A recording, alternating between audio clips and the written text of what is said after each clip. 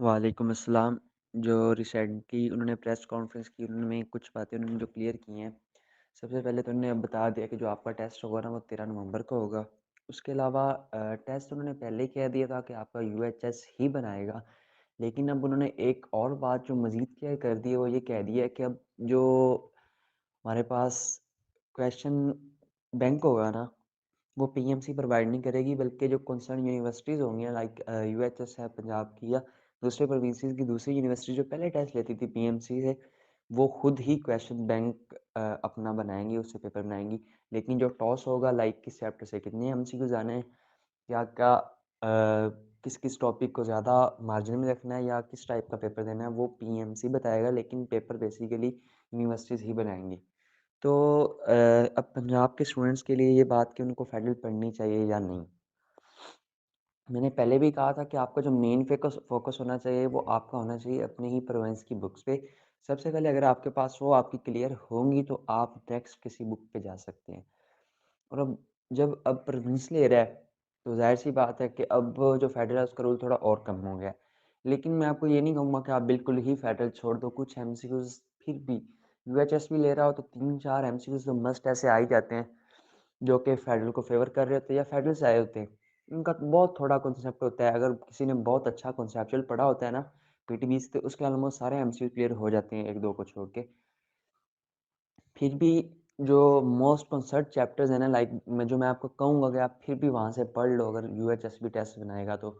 या आप रिस्क नहीं लेना चाहते, तो आप एक तो एंजाइम्स वाला चैप्टर, उसके अलावा जो इम्यूनिटी वाला और रिप्रोडक्शन वाला, ये जो 2 चैप्टर्स हैं ना, ये तो आपने मस्ट वहाँ से पढ़ लेने, और बायोलॉजिकल मॉलिक्यूल्स वाला।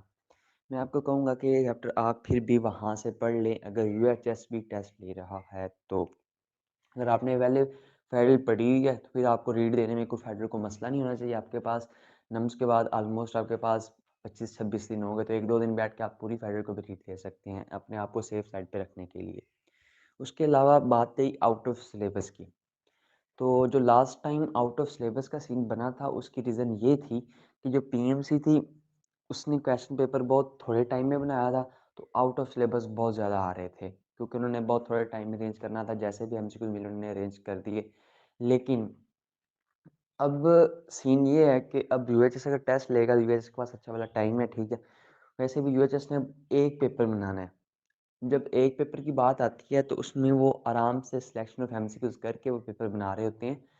तो इंशाल्लाह आउट ऑफ सिलेबस का इशू नहीं होगा, आपको 1-2 आउट ऑफ सिलेबस आ भी जाते होते हैं नॉर्मली।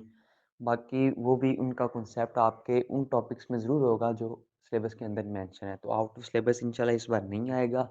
बाकी आपका मेन फ़ोकस अपनी प्रीवियस की बुक्स पे होना चाहिए, अपनी जो दूसरी बुक्स हैं उनका बता दिया है।